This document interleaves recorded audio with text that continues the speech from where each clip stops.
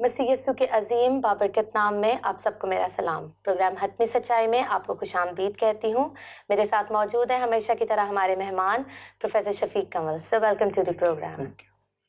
خواتین و حضرات، آج کا ہمارا جو پروگرام ہے وہ ایک اعتراض کے بارے میں ہے۔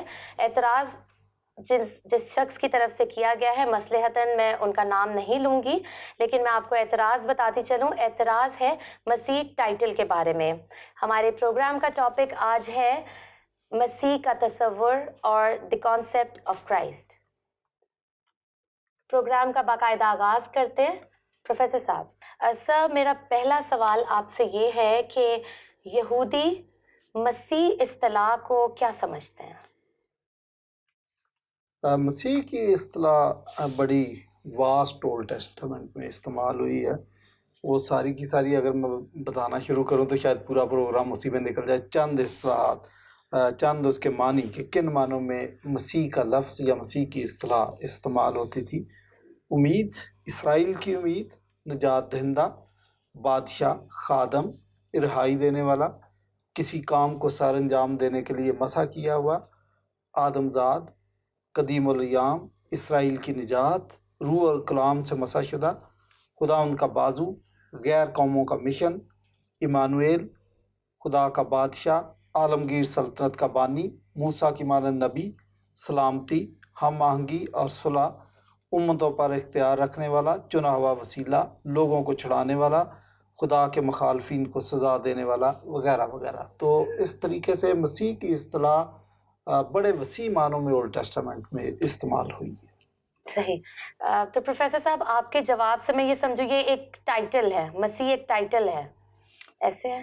جی، ٹائٹل بھی ہے، لیکن چونکہ میں نے بتایا نا کہ اولڈ ٹیسٹمنٹ میں یہ ٹائٹل بڑے وسیع معنوں میں یہ استعمال کیا گیا، تو جب مسیح یسوع کی شخصیت اس دنیا میں آتی ہے تو وہ چونکہ خدا تھا اور مجسم ہو کر آیا تھا اور ان سارے کاموں کو سر انجام دینے کے لیے آیا تھا، تو وہ جب ساری کی ساری خصوصیات اس ٹائٹلز کے اندر جو ہیں وہ مسیح کی ذات کے اندر مجسم ہو کر آ جاتی ہیں تو وہ ایک شخصیت بن جاتی ہے۔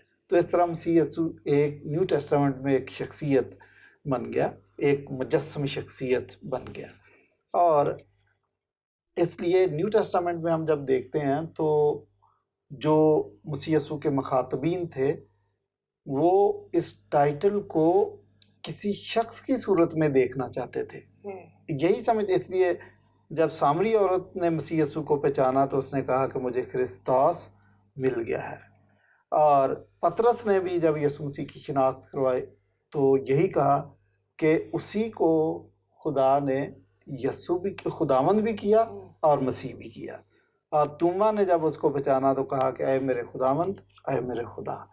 تو ایک وہ جو ٹائٹل ہے مسیح کا وہ ایک شخصیت بھی بن گیا۔ اچھا، پھر پہلے جو ٹائٹل کسی بھی شخصیت کے لیے استعمال، مختلف شخصیات کے لیے بھی استعمال ہوا، لیکن جب مسیح یسوع آ گیا تو اس وقت یہ اس شخصیت کے ساتھ مخصوص، جب ہم مسیح کہتے ہیں تو ہم اس کو پراپر ناؤن کے طور پر بھی استعمال کرتے ہیں۔ جی صحیح۔ تو پروفیسر صاحب، اگلا میرا سوال یہ ہے کہ پرانے عہد نامے کا جو تصور مسیح ہے کیا وہ نئے عہد نامے کے تصور سے مختلف ہے؟ نہیں، کوئی مختلف نہیں ہے۔ آپ کی سمجھ کا پرابلم ہے کہ آپ اس کو سمجھتے کیسے۔ میں نے بتایا تھا کہ اولڈ ٹیسٹمنٹ میں مسیح کا تصور بڑے واسٹ معنوں میں ہے۔ وہ جتنے معنوں میں بھی لفظ استعمال ہوا وہ مسیح کی ذات میں سارے معنی ضم ہو جاتے ہیں اور وہ ایک سراپا، ایک پیکر بن جاتا ہے، تو مختلف نہیں ہے۔ اچھا، پھر یہ جو الہام ہے یہ پروگریسو ہے۔ آپ کو جاننا چاہیے کہ آہستہ آہستہ کوئی چیز خدا سمجھاتا ہے اور ڈیپ لے کے جاتا ہے آپ کو۔ تو مسیح یسوع کی ذات کے بارے میں جس کو ہم کہتے ہیں کہ وہ مجسم مسیح تھا، ایک شخصیت بن گیا، تو اپنے بارے میں اگرچہ بہت سی معلومات پہلے سے موجود تھی لیکن زیادہ تر معلومات اور ایگزیکٹ معلومات وہ تو مسیح یسوع خود ہی بتا سکتے تھے۔ اس لیے مسیح یسوع جب آئے ہیں تو 3.5 سال اس زمین پر انہوں نے خدمت سر انجام دی، تو جو کچھ ہم نے ان کی ذات سے اخذ کیا تو پھر ہم مسیح کے بارے میں اور بھی زیادہ کلیئرٹی کے ساتھ کہہ سکتے ہیں۔ جی ٹھیک ہے پروفیسر صاحب، ایک اور اعتراض کیا گیا ہے کہ عہد نامہ عتیق کا مسیح موروثی گناہ کی قربانی کا برہ نہیں ہوگا، بلکہ سیاسی غلامی سے رہائی کا نجات دہندہ ہوگا۔ پہلے تو میں یہ عرض کر دوں کہ جس کسی نے بھی یہ سوالات ڈالے ہیں ہوں ان سوالات کی کریکشن ہونی چاہیے۔ یہ آپ کھچڑی نہ پکائیں، یا تو آپ یہ پوچھیں کہ مجھے موروثی گناہ کے نظریے پر اعتراض ہے تو میں اس کا جواب دے دیتا ہوں، اور ہے بیچ میں وہ بھی ڈالا ہوا، جی یا پھر آپ نے یہ اعتراض بیچ میں مکس کر دیا کہ مسیح سیاسی نجات دہندہ تھا، گناہوں سے نجات دہندہ وہ نہیں تھا۔ تو آپ کا سوال پہلے ٹھیک ہونا چاہیے۔ بہرحال سوال آپ کا ٹھیک نہیں ہے، میں کوشش کرتا ہوں کہ دو سوال جو آپ نے مکس کر کے کوئی اچار جیسا ہمیں بنا کے دے دیا، میں کوشش کرتا ہوں ان کا جواب دینے کا۔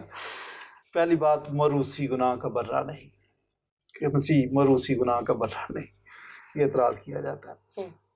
یہ اعتراض بھی ٹھیک نہیں ہے۔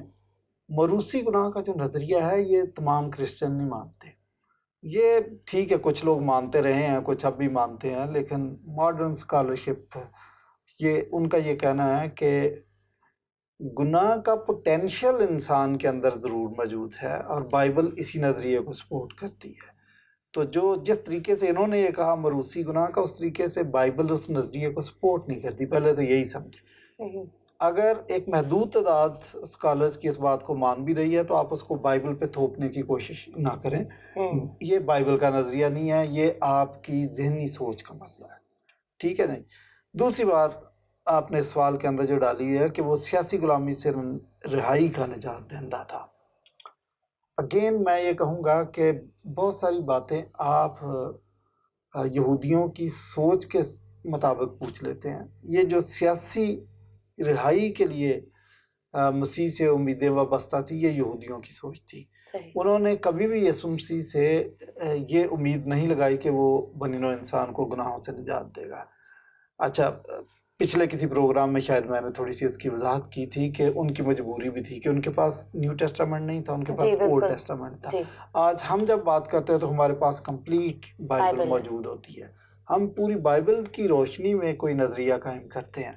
وہ صرف اولڈ ٹیسٹامنٹ میں، اچھا اولڈ ٹیسٹامنٹ میں ان کے سیاسی حالات کا عمل دخل بہت ہے۔ ایک تو بائبل کو سمجھنے میں یہودی جو غلطی کرتے تھے، انہوں نے مشنا اور تالمود اس کی امدادی کتب بنا رکھی تھی۔ جس طرح ہمارے مسلمان بھائی حدیث کی کتاب کا سہارا لیتے ہیں تو وہ بھی ان کا سہارا لیتے تھے۔ یہودی تو اس حد تک جاتے تھے کہ بائبل کی کسی بات کی تشریح کے لیے بھی بائبل کو شاید اتنا ضروری نہیں سمجھتے جتنا وہ ضروری مشنا اور تالمود کی مدد سے اس کی تشریح کرنا ضروری سمجھتے تھے۔ تو اس لیے انہوں نے جو اس کی تشریح کی اس کا سیاسی حالات سے بھی تعلق ہے، چونکہ بابلیوں نے ان کو غلام بنایا، ان کے ساتھ زیادتی کی، فارسیوں نے ان کے ساتھ زیادتی کی، حملہ آور مارا، غلام بنایا، اور رومیوں نے مارا، اور اسی طرح اور بھی کئی قوموں نے ان کو، یونانیوں نے بھی مارا۔ اب جب یسوع مسیح آیا تو اس وقت بھی ان کو رومی مار بھی رہے تھے اور غلام بنا کے بھی رکھا ہوا تھا۔ تو یہ سارا جو سلسلہ ہے یہ اس نے ان کی سوچ کو متاثر کیا اور بائبل کی تشریح کو بھی متاثر کیا۔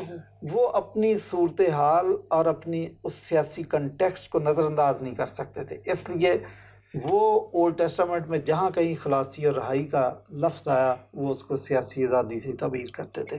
اور مسیح یسوع سے جو انہوں نے آس لگائی تھی وہ یہی آس لگائی تھی کہ وہ آئے گا تو وہ ہمیں سیاسی آزادی دے گا، ہمارا ملک الگ سے اپنی شناخت کے طور پر قائم ہو جائے گا۔ ایک دفعہ پھر ہم سلیمان کا وہ سنہری دور دیکھیں گے، داؤد کا دور دیکھیں گے، اور اسرائیل کا بول بالا ہوگا۔ وہ یہ تشریح کرتے تھے، لیکن مسیح یسوع سیاسی رہائی کے لیے آیا نہیں تھا، اور وہ انسانوں کو گناہوں سے نجات دینے کے لیے آیا تھا۔ تیسری بات میں ایڈ کرتا چلوں جو پوچھی نہیں ہے لیکن اس کے ساتھ تعلق رکھتی ہے، اس لیے میں بتا دوں۔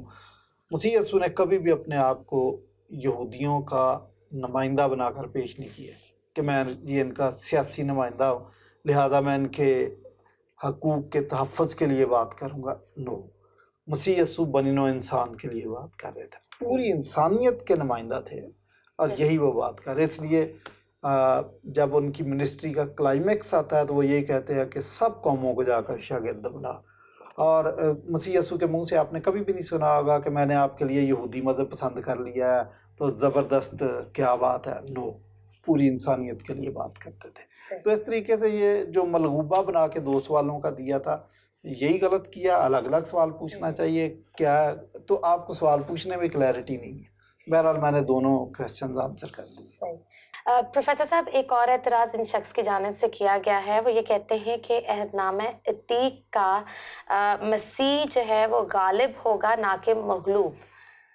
آپ کیسے تصدیق کریں گے؟ ٹھیک ہے. وہ اگین یہ جو سوال پوچھنے والے ہوتے ہیں وہ اپنے دماغ میں کوئی نہ کوئی بائبل کے واقعات کی تشریح کر لیتے ہیں. اس نے یہ تشریح کر لی کہ مسیح کی چونکہ ڈیتھ ہوگی تو وہ تو مغلوب ہو گیا، غالب نہ ہوا، اس کو گرفتار کر لیا گیا تو وہ تو مغلوب ہو گیا. یہ کہانی جو ہے یہ منظر درست منظر نہیں ہے. آپ یہ دیکھیں کہ اگر تو یسوع مسیح کی گرفتاری تک یہ ساری بات ہوتی یا اس کی موت تک تو پھر تو ٹھیک تھا.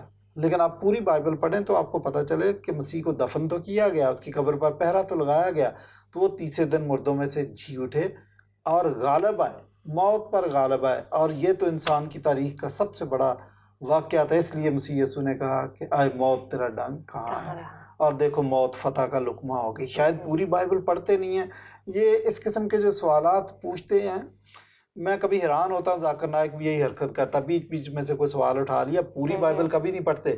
اگر پوری بائبل پڑھیں، یہ عقل مندی تھوڑی سی کر لیں تو عین ممکن ہے کہ جو سوال انہوں نے پوچھا اگلی لائن میں اس کا جواب. تو یہ بھی ایسے ہوا. تو مسیح یسوع مغلوب نہیں تھا، غالب تھا. تو یہ بات تو بھول گئے. انہوں نے تو فتح کا شادیانہ بجایا، تو جان بوجھ کے انہوں نے اپنے آپ کو موت کے حوالے کیا تھا کہ ٹھیک ہے آپ اپنا ٹرائی کر کے دیکھ لو. لیکن ان کا تجربہ ناکام رہا اور مسیح یسوع فاتح ہیں، زندہ ہیں. پروفیسر صاحب، عہد نامہ عتیق میں مسیح کی موت کا، جی اٹھنے کا، پھر آسمان پہ جانے کا اور اس کے بعد آمد ثانی کا کوئی تصور نہیں ملتا. دیکھیں بہت ساری چیزیں تو ملتی ہیں، بڑی کلیئرٹی کے ساتھ ملتی ہیں. اور یہ پھر وہی بات ہے کہ ہم اس بات کے پابند نہیں ہیں کہ ہم نیو ٹیسٹامنٹ کو اور اولڈ ٹیسٹامنٹ کو الگ الگ پڑھیں. یہ اسلامی تصور ہیں جی. 4 کتابیں تھیں، توریت، زبور، انجیل اور قرآن، اور ہر کتاب اپنے اپنے وقت میں نافذ العمل تھی. ہمارا یہ کانسیپٹ نہیں ہے. ہمارا یہ کانسیپٹ ہے کہ جتنی کتابیں خدا کی طرف سے آئی ہیں وہ ساری تسلسل کے ساتھ پڑھی جاتی ہیں، اور وہ جس طرح ٹرین کے ڈبے جڑے ہوتے ہیں یہ جڑے ہوئے ہیں. ہم ان کو الگ الگ کر کے نہیں پڑھ سکتے. تو ہم تو اس طریقے سے پڑھتے ہیں. اس لیے وہ کون سے پیج پر، کون سے چیپٹر میں اور کون سی کتاب میں یہ بات لکھی، ہمارے لیے یہ بات میٹر نہیں کرتی. ہمارے لیے یہ بات میٹر کرتی ہے وہ کتاب پیدائش میں ہو، وہ استثناء میں ہو، وہ دانیل میں ہو، وہ کرنتھیوں میں ہو، وہ مکاشفہ میں ہو. ہمارے لیے وہ حجت ہے. تو یہ آپ کی ذہنیت کی عکاسی کر رہی ہے کہ آپ سوچ کیا رہے ہو. بائبل کسی کی پابند نہیں ہے کہ کسی کی مرضی کے مطابق اس نے کام کرنا اور مرضی کے مطابق تشریح کرنی ہے. نو. تو مسیح یسوع نے آ کے بتایا کہ میں مر جاؤں گا، دفن کیا جاؤں گا، تیسرے دن مردوں میں سے جی اٹھوں گا. ٹھیک ہے. اور پھر مسیح یسوع نے یہ بھی کہا کہ میں روح القدس کو مددگار کے طور پر بھیجوں گا. اچھا، پھر جاتے ہوئے مسیح یسوع نے یہ بھی کہا کہ جس طرح میں جا رہا ہوں اس طرح میں پھر واپس بھی آؤں گا. تو ہمارے لیے تو یہ ساری چیزیں حجت ہیں. تو آپ کے ذہن کے مطابق نہیں بائبل لکھی گئی. بائبل خدا نے لکھی ہے اور اس کا جو پلان ہے اس نے اس کے مطابق لکھی ہے. تو یہ کہہ دینا جی چونکہ اولڈ ٹیسٹامنٹ میں نہیں لکھا تو اس لیے ہم نہیں مانتے، آپ نہ مانیں، آپ کی اپنی مرضی. بائبل کو جب آپ نے پڑھنا ہے تو بائبل کے طریقے سے پڑھنا ہے. تو بائبل ایک تسلسل میں لکھی گئی ہے، اس کو تسلسل کے ساتھ ہی پڑھنا ہے. آئسولیٹ کر کے نہ کسی کتاب کو آپ پڑھ سکتے ہیں اور نہ آئسولیٹ کر کے آپ کوئی ایک حوالہ پڑھ سکتے ہیں. صحیح.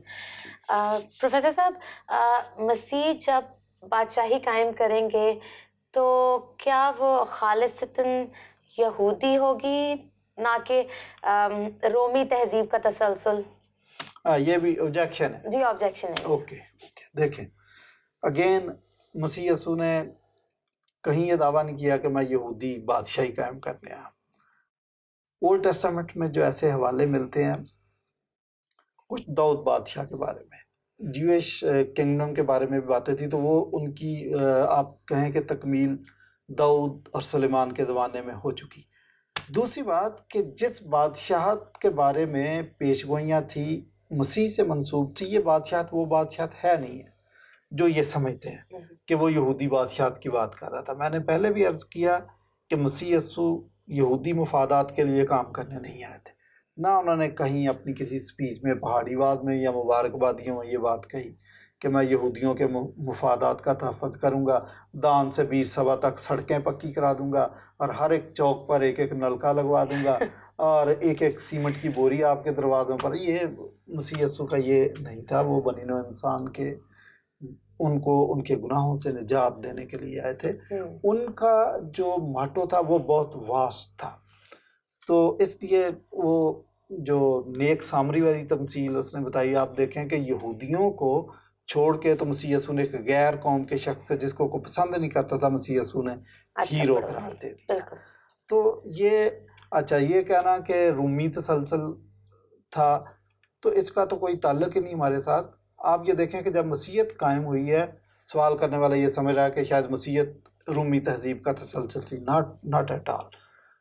جب مسیحیت قائم ہو گئی ہے اور رومی تہذیب اور رومی حکومت موجود تھی تو یاد رکھیے گا کہ یہ وہی بات ہے، قبر ایک تھی اور بندے دو تھے، ایک بندے نے اس قبر میں جانا تھا، یا مسیحیت دفن ہو جاتی اور رومی حکومت کو پائیداری مل جاتی، یا پھر رومی حکومت اس قبر میں چلی جاتی۔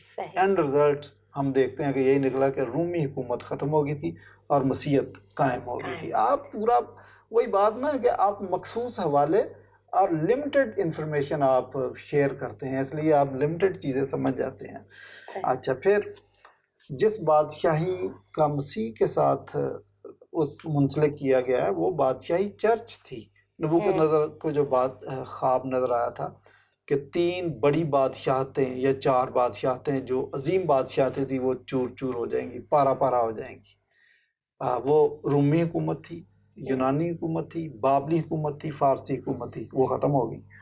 اس کے بعد وہ جو اس کو پتھر نظر آیا تھا پہاڑ سے بغیر ہاتھ لگائے کاٹا گیا، نیچے آتا اور ان 4 بادشاہتوں کو ٹکرا کے پاش پاش کر دیتا ہے۔ تو یہ پتھر آہستہ آہستہ سائز میں بڑھتا گیا اور پوری دنیا پر پھیل گیا، دیٹ از چرچ۔ تو مسیح یسوع اس چرچ کو قائم کرنے آئے تھے، وہ چرچ قائم ہو گیا اور آج پوری دنیا پہ آپ کو صلیبیں نظر آ رہی ہیں۔ تو آپ تشریح بائبل کے کانٹیکسٹ میں کریں، آپ کسی سیاسی یا تاریخ کی کتاب پڑھ کے تو آپ اس کو بائبل پہ چسپاں کرنے کی کوشش کرتے ہیں آؤٹ آف کانٹیکسٹ، تو ایسا ہو نہیں سکتا۔ صحیح۔ پروفیسر صاحب ایک اور اعتراض ان صاحب کی جانب سے ہے، کافی لمبا چوڑا اعتراض ہے، میں نے نوٹ ڈاؤن کیا، میں چاہوں گی وہ آپ کے سامنے پڑھ دوں۔ اعتراض یہ وہ کہتے ہیں کہ یسوع یا تو وہ مسیح نہیں جس کے یہودی منتظر تھے، جس کے یہودی صدیوں سے منتظر تھے، یا پھر رومی سلطنت کے اقتدار میں یسوع کے مسیح ہونے کا مفہوم بدل دیا گیا اور عہد نامہ جدید میں اسے اقوام و ملل کو متی بنانے کے لیے نئے معنی دیے گئے۔ بہت کمپلیکیٹڈ سوال ہے، تو میں یہ تو نہیں کہوں گا کہ یہ فضول سوال ہے، آخر سوال کرنے والے نے اپنا ذہن لگایا ہے، لیکن ہم جو مشنری لوگ ہیں ہمارا کام یہی ہے کہ جو لوگوں کی مسکنسیپشنز ہیں ان کو دور کیا جائے۔ تو یہ بھی مسکنسیپشنز ہے کہ وہ یہ سمجھتے ہیں کہ یسوع وہ مسیح وہ نہیں ہے جس کے وہ انتظار میں تھے، مسیح وہی تھا۔ بات یہ ہے کہ یہودیوں نے اسے توقعات غلط منسوب کر دی تھی، تو وہ تو ان کی توقعات پر پورا نہیں اترے گا۔ اچھا، اسی طرح اب بڑی معذرت کے ساتھ یہ میں بات کہوں گا کہ مسیح یسوع نے دوبارہ آنا ہے اور ہمارے مسلمان بھائیوں نے بھی ان سے توقعات وابستہ کر لی، وہی بات کی ہے جو یہودیوں نے کی ہے۔ یہودیوں نے بھی یسوع مسیح کے ساتھ وہ توقعات وابستہ کی تھی جو اس کے مشن کا حصہ نہیں تھی، اور اب مسلمان بھائی جو ہیں انہوں نے بھی اس سے مسیح یسوع کی آمد ثانی پر یسوع مسیح سے وہ توقعات وابستہ کر رکھی ہیں جو یسوع مسیح کے مشن کا حصہ نہیں ہے۔ تو اگر یسوع مسیح آپ کی توقعات پہ، آپ یہودی ہیں یا مسلمان ہیں، پورا نہ اترے تو آپ کہیں گے کہ یہ یسوع وہ نہیں ہے۔ نہیں، یسوع مسیح وہی ہے، صرف یہ ہے کہ ہر انسان کوشش کرتا ہے کہ اس نے مسیح کے آنے سے پہلے ایک فریم بنا رکھا ہے کہ تاکہ جب مسیح آئے گا، خواہ آپ مسلمان ہیں خواہ آپ یہودی ہیں، ایون کرسچن بھی، کہ یسوع مسیح آئے گا تو میں اس کو اس فریم میں فٹ کروں گا۔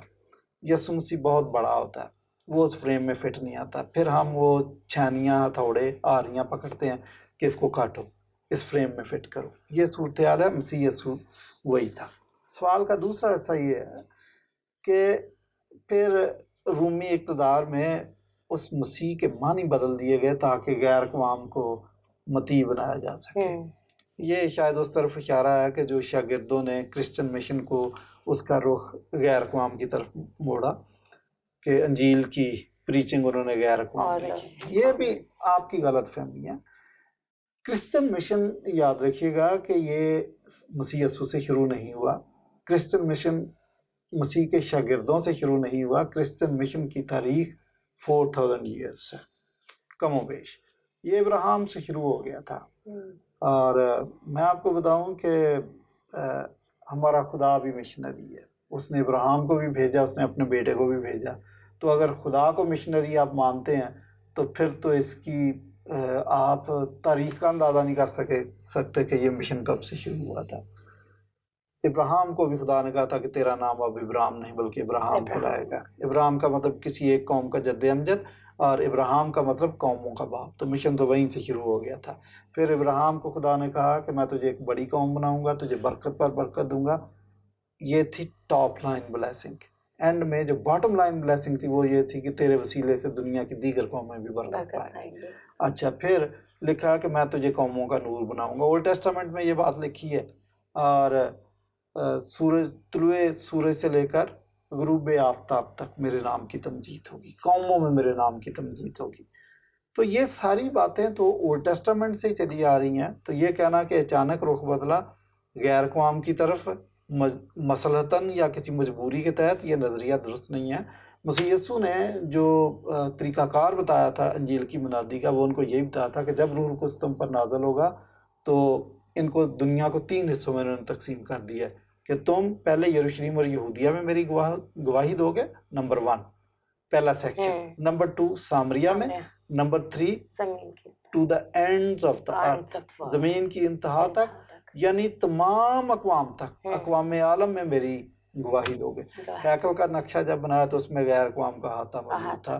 تو یہ کہنا کہ جی اچانک رخ موڑا، یسوع مسیح نے اپنی منسٹری کے دوران بھی 2-3 تمثیلیں ایسی تھی جو بتا دیا کہ خدا کی بادشاہ تم سے لے لی جائے گی اور غیر اقوام کی طرف جائے گی. تو آپ بائبل کو پورا پڑھیں اور اس کے براڈر کانٹیکسٹ کو بھی اپنے ذہن میں رکھیں، پھر آپ کو بات سمجھ آ جائے گی. صحیح. پروفیسر صاحب، اتنی دیر سے یہ صاحب جو ہیں یہ اعتراض عہد عتیق اور عہد جدید کے مسیح پر کر رہے تھے. اب وہ پولوس کو بھی بیچ میں لے آئے ہیں. وہ یہ کہتے ہیں کہ عہد عتیق کا مسیح جو ہے وہ عہد جدید کے مسیح سے تو مختلف ہے، لیکن پولوس کا جو مسیح ہے وہ اور بھی زیادہ مختلف ہے. کیا کہیں گے آپ؟ میں آپ کو بتاؤں کہ نہ عہد عتیق کا مسیح مختلف ہے، نہ عہد جدید کا مختلف ہے، اور نہ پولوس کا مسیح مختلف ہے. سب ایک ہیں. آپ نے ان کو تسلسل میں پڑھنا ہوتا. پوری کہانی کو آپ پڑھیں تو آپ کو بات سمجھ آ جائے گی. آپ جو 3 گھنٹے کی فلم دیکھتے ہیں اس میں بھی ایسا ہی ہوتا ہے. شروع میں جو ہیرو ہے وہ چھوٹا بچہ ہوتا ہے تو اس وقت اس کے بچوں والے کام ہی دکھائے جاتے ہیں، لیکن اینڈ کی طرف آپ جاتے ہیں تو وہ بڑا ہوتا جاتا ہے، اس کے کام بھی بڑے، اور کلائمیکس پہ پہنچ جاتا ہے. اینڈ میں ہیرو کا پتہ چلتا ہے ہاں یہ واقعہ ہیرو تھا. تو بائبل کو بھی آپ اسی طریقے سے پڑھیں گے، کمپلیٹ پڑھیں تو آپ کو بات سمجھ آ جائے گی. پولوس، اچھا پہلی بات تو وہ جو کہہ رہا نا کہ عہد نامہ جدید کا مسیح عہد نامہ قدیم سے مختلف ہے، وہ بھی مختلف نہیں ہے. اور نہ مسیح جو اس نے پیش کیا پولوس نے یہ مختلف. پولوس کہتا ہے کہ میں تو مسیح کا بندہ ہوں. جو وہاں پہ لفظ استعمال ہوا وہ ہے ڈیولاس، غلام. غلام کی تو اپنی مرضی ہوتی کوئی نہیں ہے. وہ کہتا ہے کہ میں مسیح کا غلام ہوں. اس کا مطلب جو مسیح نے کہنا وہی میں کہتا ہوں. تو وہ مسیح کا غلام ہے، اور جو کچھ مسیح نے کہا وہی وہ کہہ رہا، اس کے علاوہ اس نے کچھ نہیں کہا. کفارے کا نظریہ پہلے سے موجود ہے. مسیح کی ابنیت کا کہ مسیح خدا کا بیٹا ہے یا اس کی ڈیوینٹی کا نظریہ یہ پہلے سے موجود ہے. اولڈ ٹیسٹامنٹ میں موجود ہے کہ وہ ابدیت کا باپ، سلامتی کا شہزادہ، خدا قادر. یہ تو یسایہ کے اندر بھی لکھا ہوا تھا. تو پولوس نے کوئی نئی بات نہیں کی. بہت بہت شکریہ پروفیسر صاحب. آج کی حتمی سچائی یہی ہے کہ اولڈ ٹیسٹمنٹ میں جہاں جہاں مسیح کا تصور تھا وہ مجسم مسیح پر بالکل صادق آتا ہے، اور یہودی جس مسیح کے انتظار میں تھے وہ یہی مسیح ہیں. ٹریجڈی ان لوگوں کے ساتھ ہے جو اس دور میں بھی مسیح کو پہچان نہ سکے اور اس دور میں بھی پہچان نہیں پا رہے، لیکن جو لوگ اس دور میں بھی مسیح کو جان پائے اور اب بھی مسیح کو پہچان سکے ہیں، ان کی تعداد بہت زیادہ ہے۔ ان کے لیے میں ایک کلام کی بہت خوبصورت آیت کوٹ کرنا چاہوں گی کہ صلیب کا پیغام ہلاک ہونے والوں کے لیے تو بے وقوفی، مگر ہم نجات پانے والوں کے لیے خدا کی قدرت ہے۔ اپنی آراء سے، اپنے سوالات سے ہمیں آگاہ کرتے رہیے گا۔ ہمارا کانٹیکٹ نمبر آپ کو اسکرین پر نظر آ رہا ہوگا۔ سچ بولیے، سچ کو کھوجیے، سچ کو سننے کی ہمت اپنے اندر پیدا کیجیے۔ اسی کے ساتھ ساتھ جیسے سلویسٹر، پروفیسر شفیق کنول کو اجازت دیجیے۔ خدا حافظ۔